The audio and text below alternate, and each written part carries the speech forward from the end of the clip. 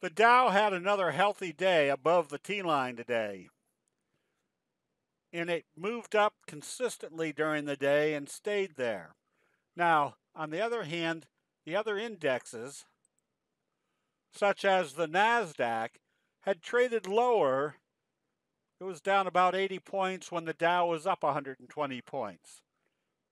But the consistency or the maintenance of the bullish trend in the Dow eventually appeared to bring back the Nasdaq back up to the top of the trading range, back up above the T-line. The same result was seen in the transportation index. You add all these together, it pretty much told you that the selling pressure was not there. It was still maintaining uptrends above the T-line. Along with the indecision about what's going to happen in the midterm elections, Apple was selling off hard with their earnings not being what everybody expected, or their outlook not being what they expected from last week.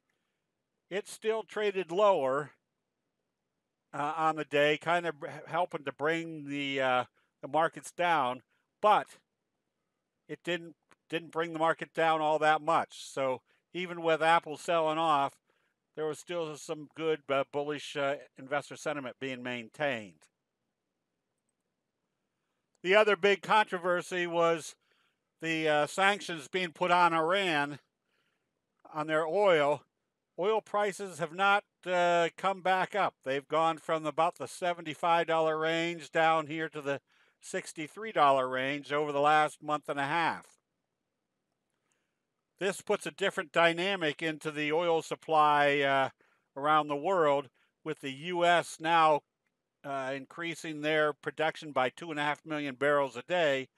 There may not be as much wild fluctuations in crude oil with the U.S. now having much more control of their own energy sources. The profitability is being maintained in some of the patterns. Our recommendation on NIHD was based upon the breakout of this fry pan bottom going into new territory, being able to produce another move such as this. And the belt hold signal is also working. FTSI with the big belt hold bullish engulfing, still moving up with a good trajectory. The results of a belt hold is basically after they've wiped out a lot of sellers. When any buying is occurring, there's less sellers in the way, and the trajectory of this trend may be more poignant or more powerful than what the previous trend was. There still looks like there could be a lot more upside in this one. ECL, another big belt hold piercing signal, also providing the probabilities of more upside. And Pilgrim's Pride. Remember, in candlestick analysis, the graphics, the candlesticks reveal when there's been a major change of investor sentiment. With the simple analysis of the signal itself and the Japanese rice traders saying the bigger the signal, the more compelling there's been a change of investor sentiment. So we're looking at a big belt hold, bullish engulfing in Pilgrim's Pride. The uptrend probability is extremely strong, so we kind of look for what might be the next target. Excuse me. Candlestick analysis is merely the graphic depiction of changes in investor sentiment, telling you when there's been a drastic change, either the bullish side or the bearish side.